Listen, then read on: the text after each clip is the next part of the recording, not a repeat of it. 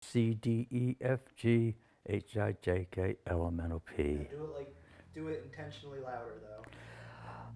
A B C D E F G H I. Okay. So you want me to talk loud? No, but just in case you talk loud, we want to get what your upper. Oh, okay. Okay. Okay. Just moving the chair for a minute. Quiet on the set. I know. She's terrible. So we ready? We are ready. Okay. So I don't know if you heard the introduction that Jimmy explained that I'll ask you the question, but my voice won't be on the recording. Oh, So okay. if you could say a complete sentence, and so I liked your example of if I say, "What'd you have for breakfast?" You said, "Today I had cereal for breakfast," Right. instead of just cereal. All right. Yep. Good? Good. Okay, so thank you for being part of our interview. And if you could please tell us your name, age, and a little bit about yourself. Okay. My name is Ed. I am 70 years old, and I was born in Beacon, New York. Grew up all over the place in New York. Kept on moving from school to school, and I worked for 31 years at IBM slash Philips. I'll explain that later. And I retired young at 55 in 2005. And I've been in Florida since 2005.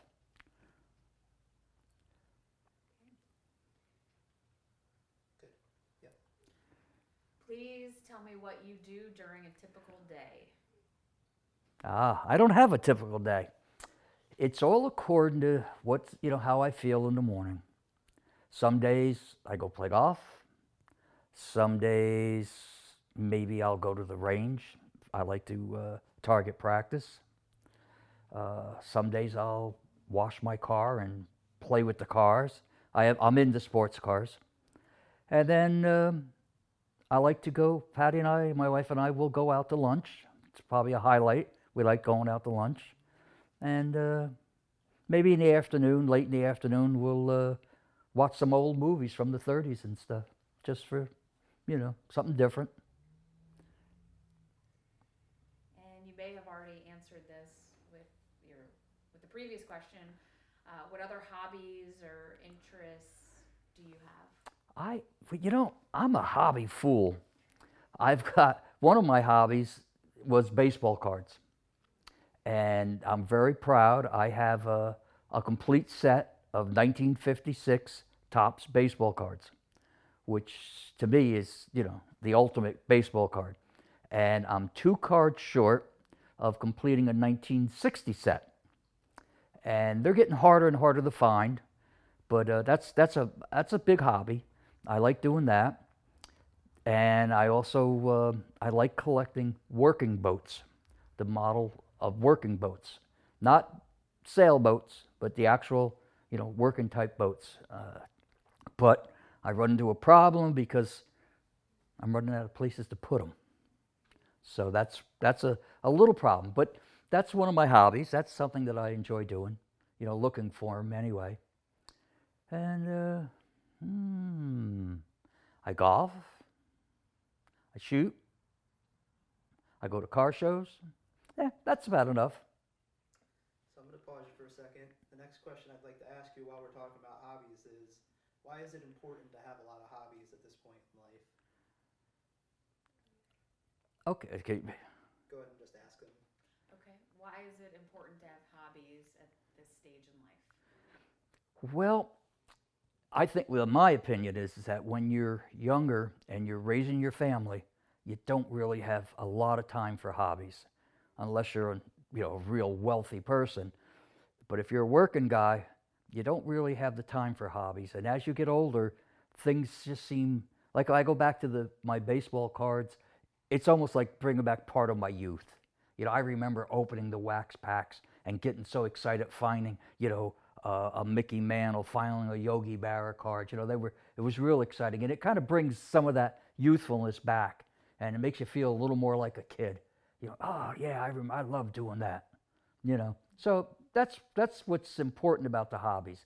I think a lot of them make you feel young. A lot of them are nostalgic because you lived through it. So that's what I think hobbies are good for when you get older. And what are you most proud of in your life, such as your greatest accomplishments? Whew. Well, it's not really my accomplishment, but I'm most proud that all three of my children went to college. Uh, Two of them, two have bachelor's degrees. One has his master's. My one son is a school teacher. He teaches history. Uh, my daughter was a school teacher. She taught second grade. And my other son is a filmmaker, video producer. So, I'm pretty proud of my kids. They've done a lot, and that was important. When I was growing up, my father would always say, you have to finish high school. Because my father was born in 1916, and at that time, they didn't finish high school. So my family and my father was always, you got to finish high school, you got to finish high school. So we all did, all four of us, my brothers and sisters, we all did. But when I got to be a parent, I wanted all my kids to have a college education, and they all did. So I'm pretty proud of that. That's a pretty proud moment in my life. Great. And what, aside from your children, what would you say your greatest achievement in your life is? Well, I'll tell you, I was working at IBM, and we were doing manufacturing of chips, computer chips. And I went in, just with a high school education, and with a little bit of luck and maybe a little bit of, blowing my own horn, I got into engineering. And at that time, IBM would train you. They'd actually send you to school. And you had classes you took. So I actually became I don't know how to say this. I became well above my original abilities, which I thought, that I would be a manufacturing guy all my life. And all of a sudden, I found out that I was in charge of multi-million-dollar machines, and bringing up a complete manufacturing line was my responsibility. And when I retired, the guy that they replaced me with had a doctorate. So I'm saying, wow, here I am, a high school graduate. I had some college, nothing great, nothing to brag about. And I started on the bottom and I worked my way up. And now when I retire, they're hiring a PhD to replace me. So I think that was a pretty good accomplishment. How has your life changed since midlife around age 40? I got to go back to age 40. That's a tough one. What's changed since I was age 40 in my life? Well, my children all grew up and went on their own, and I had more time to spend with with my wife. I cut back a little bit at work. I wasn't working as many hours. I wasn't pushing myself as hard. I know that's a tough question. What's changed since 40? I can't even remember back to 40. But yes, now I think what changed was that before 40, my philosophy was to work and support my family and make things better for my family. Let them have things that maybe I never had. But once I got into my 40s and over, then my thought process was, I got to come up with ways so I can retire and we can live happy. So that's when we started doing different investments. I actually bought this land in Florida back in '87 and built this house in '92, even though I wasn't ready to retire, but it was part of my plan and that's how I changed. That's what changed, was that we were more planning for our future, which is important. You have to plan for your future. You just can't sit back and say, oh, one day I'll be 65 and I can retire. Boy, you better plan. And that's what we did. And that's really a big change. What historical event in the world affected you the most in your lifetime? Well, I'll tell you. I graduated in high school in 1968. 1968 was a terrible year. We had Martin Luther King assassination. We had Robert Kennedy assassination. We had the Vietnam War. And as a male, 18, 19 years old, as soon as you got out of high school, you knew you had 3 to 6 months and then you were getting drafted. You know, we all knew that. So, you know, you didn't think so much about the future. All you were living for was today, because you didn't know if you had a future. You know, and you're basically people that you thought were going to really help the world. You know, I thought that Martin Luther King was going to really help with the problem with, you know, segregation and all that, and the black people were going to be able to, you know, mingle, and everything was going to be one unified thing. And then we had Robert Kennedy, who would tell you that, you know, that's what he's working for, and you just felt so good. And then a split second, it was gone. So that was really hard to take. I got drafted, and due to a childhood accident, they wouldn't take me, which, you know, I wasn't disappointed, but I did feel bad because a lot of my friends did go, you know, and relatives, and I did feel bad that, you know, I didn't go, but there was nothing I could do about it. But that was a really tough time to grow up in, because you just didn't know, you didn't know what your life was going to be like. So you never made any long-term plans, you know. When they say, oh, what do you want to do? What do you want to be when you grow up? Hey, I just want to be alive. You know, I just want to survive this. And that was a really tough time for me, major part of my life, I think. What has changed the most in society since you were young?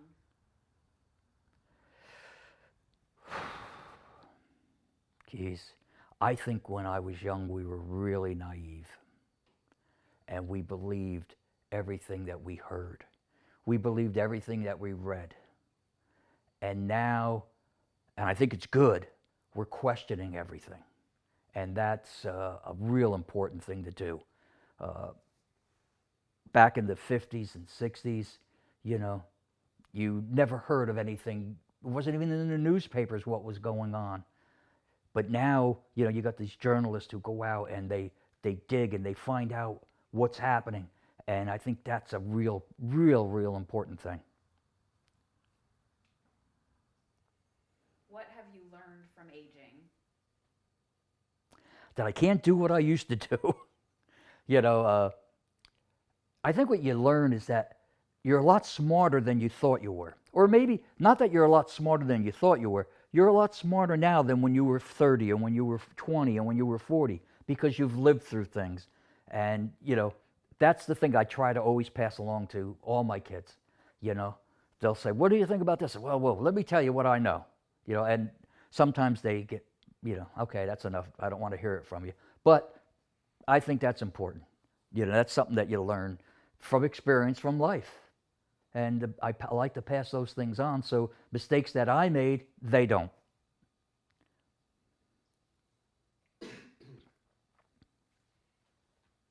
How do you feel about aging? Well, sometimes I feel good. I say, wow, you know, I made it to 70. You know, that's an accomplishment. And sometimes I feel, you know, I wish I could, you know, do things that I could do before. But in reality, I get to the point now where it doesn't bother me. You know, for instance, I golf a lot. And I was a pretty good golfer. And now I'm not very good anymore. But now it's fun. So I don't say, oh, geez, I'm going to go out today and I hope I shoot in the 70s. I know it's not going to happen. But so now as I got older, I say, if I shoot 90, I had fun. You know, I'm with my buddies. We enjoyed it. We laughed. So that's things you have to learn. You know, that, yeah, you won't be able to do things that you used to do or not as good as you used to do, but you can still do them. And that's important. What is something you can do today that you struggled with as a younger adult? Wow. Something I can do today that I struggle with as a younger adult. Wow. I think I can talk to people now. I'm not afraid, you know. I think when you're younger, sometimes you hold back saying what you think because you're afraid of what people will think about you, or you're afraid, you know, you might hurt somebody's feelings. And I think as you get older, you say, hey, you know, I know what I'm doing, and I can say what I feel. And if it offends you, I'm sorry, I apologize. But as an older person, I feel free to say exactly what I think about a certain situation. Not to try to hurt anybody or say anything mean about somebody, but I can say, hey, I disagree. Where maybe when I was younger, I was afraid to say I disagreed because maybe it would, you know, the person I disagreed with maybe someday would be my boss and it might be held against me or who knows what. But now, you know, the only boss I have is my wife, and she takes care of me, so you know, there's no problem. But that's a key, is that you're not afraid. You speak your piece, where you might have held back when you were younger.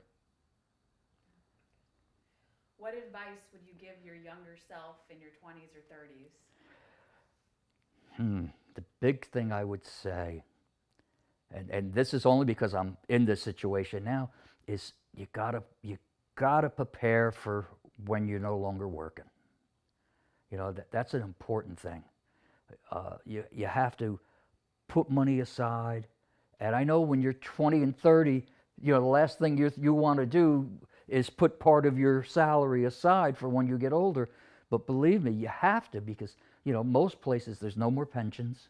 So you're stuck, all you have is Social Security and your personal savings.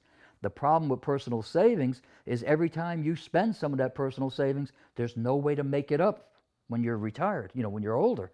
So I would say always invest, try to save money, even though, you know, it sounds a little weird as telling a 20-year-old to save money for when they're old, but you have to. That way you can enjoy your retirement. You'll have money if you want to go on a cruise. You'll have money if you want to buy a car or anything. You'll have the money, and that'll take so much pressure off you that you'll find that your blood pressure will be good, and you'll live better and you'll be happy. Who has most positively influenced your life?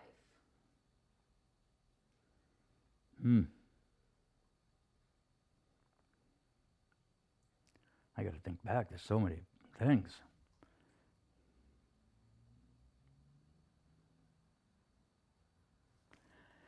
God, I would have to say, it may sound silly, but I think my wife influenced my life a lot, because I was a wild child, and, you know, she was the calming person that would say, whoa, calm down, you know, take it easy, because I would get really excited and you know, go off the deep end over little things.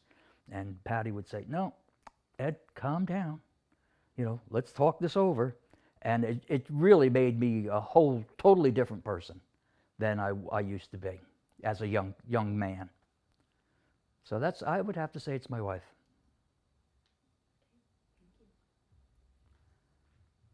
Is that your last question? That was the last one. Okay. Before we break, one thing I want you to say. You can't put words in my mouth. No, that's totally what I'm going to do. Is she's going to ask you, is aging anything to be afraid of? Okay. And I need you to say something along the lines of, there's no reason to be afraid of getting older. It's natural. Right. It's a good thing. As long as you don't look in the mirror. No, if you don't look in the mirror, you don't realize how old you really are. You should say that. Okay. Yeah. Sure. Go ahead. Okay. Is aging anything to be afraid of? No, it's not. It's a natural progression in life, and you'll feel good as long as you don't look in the mirror. As soon as you look in the mirror, you say, oh my God, I've lost my hair. My hair is white. But if you don't look in the mirror, you still feel like you're 20 or 30 years old. So I have no problem with aging. Okay, one more time, and I want you to say aging is nothing to be afraid of, and then go into it. I didn't say that? You didn't. Oh, I'm sorry. That's okay. So ask him if aging is anything Okay. to be Is afraid of. aging anything to be afraid of? No, I'm not afraid of aging. That's not the word? What? You're supposed to have the sign. Aging is nothing to be Oh, that's what it was. Aging is Ask nothing to you, be Is afraid. aging anything to be afraid of? No. That's all I said was no. I know. Aging is nothing to be afraid of. Okay. Okay. Let's try it again. All right, I'm sorry. Is aging anything to be afraid of? No, aging is nothing to be afraid of. Aging is a normal progression in life. And the only thing about aging is when you look in the mirror. You look in the mirror and you notice that, hey, I've got a wrinkle, I got gray hair. Some places I don't have hair. But as long as you don't look in the mirror, you'll feel just as if you're 20, 30 years old, and you'll go about doing everything you did. Just that it gets a little harder to do some of the things, and you say, now I know I am 70, I'm not 30, but it's not bad. It's not bad at all. I think it's life, and it's the way things go. I have no problem whatsoever with aging. Okay, one more thing, and this is so the people that are going to be watching this are a little younger, and we want them to treat old people with more compassion, I think, in general, or, Yeah. So what would you say to somebody that's like afraid to talk to somebody that's older, that doesn't feel comfortable around older people? And what I'm looking for is, somebody that's older is just like you. Older people are nothing to be, you don't need to be shy about around them. They've had a ton of experience. They were young like you were one day. So if you can hit anything around there, and I'm not sure what the question is to pull that out. But How about what do you think of the? Because I was thinking grumpy old man stereotype. That all older people are grouchy and angry and yeah, so cynical. are all old people grouchy and cynical? No. And talk to Heather. And Heather, you ask it. You Okay. ask Is No. Is that what you were Yeah, getting I at think too? that's good. Okay. Okay. Do you think most older people are grouchy and cynical? No, I do not believe that to be true at all. I think older people like to be around younger people, like to talk to them. The only thing I have a problem with younger people is they call me sir. And that's how you know that, I am an older person, because they'll say, oh, sir, can I hold the door for you? Or, oh, sir, how are you? I say, oh, please don't do that. But no, I don't see a problem whatsoever with older people being, grouchy or, if they're grouchy, they were probably grouchy when they were young. And it had nothing to do with them getting old. That's just the way they are. Okay, good. That was good. Perfect. That was perfect. All right, cool. Okay?